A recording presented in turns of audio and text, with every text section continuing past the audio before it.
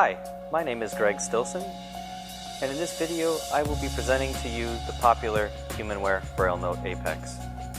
The BrailleNote family has been around since 2000 with the BrailleNote Classic, in 2005 with the BrailleNote Empower, and today we have the BrailleNote Apex. I will be demonstrating to you the hardware of this device, along with many of the features that increase efficiency in the daily lives of Apex users. So starting with the face of the Apex, if you look on the front of the device, we're looking right now at a BrailleNote Apex BT32 that stands for Braille keyboard and a 32-cell Braille display. You'll notice that you have the traditional Perkins-style keyboard across the front with dots 1, 2, 3, 4, 5, 6, a backspace and an enter key, and then the space bar in the middle. You'll also feel a scroll wheel in the center that also supplies extra navigation functions when you spin the wheel clockwise or counterclockwise. There's also an up, down, left, and right arrow that in different applications on the Apex will perform different functions. Coming below the keyboard, you'll feel the actual high-quality Braille cells that HumanWare has been known for quite some time. Like I said, this is a 32-cell display, but users who may want smaller size displays can go with an 18-cell display as well. Above each of the Braille cells, you'll feel little dots that are the cursor router keys. And in a document, if you need to position yourself in a certain location, it's as simple as finding the location on the display, coming straight up and pushing the router key. It's equivalent to a sighted person pointing and clicking a mouse in a Microsoft Word document. Below the Apex's Braille display, you'll find HumanWare's signature front thumb keys.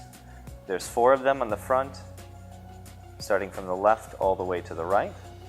When using the Braille display, these thumb keys allow the user to navigate by reading the display across, and tapping the thumb keys allows the most efficient navigation of a Braille display, moving line by line or panning the display left or right. The user never has to take their hands off the Braille display. On the right side of the device, you'll find a small USB client port. What this does is it allows the BrailleNote Apex to be connected to different devices, such as a computer.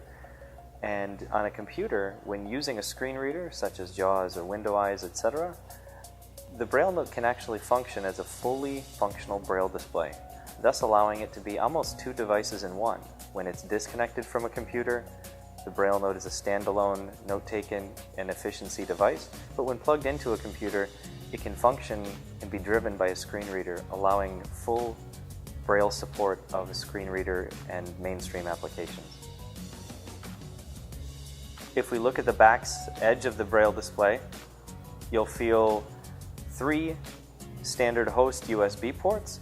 These USB ports allow for devices such as USB thumb drives. The Apex can be plugged into printers, embossers, things like that that allow you to really expand the functionality of the device. You can bring documents in from a thumb drive or print documents out onto a printer. If we come over to the middle, you'll feel a SD high-capacity slot that allows you to pop the SD card out or put it back in.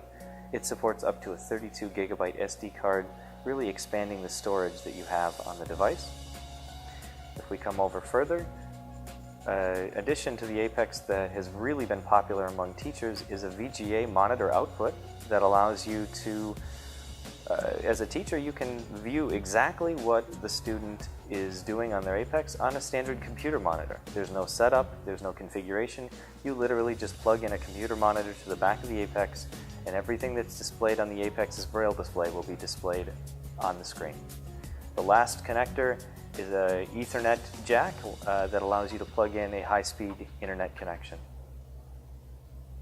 Moving to the left edge, just a couple highlights are the record button. This allows the BrailleNote's internal microphone to record memos, or if somebody gives you a quick phone number, you can quickly record that on the Apex rather than opening up a document.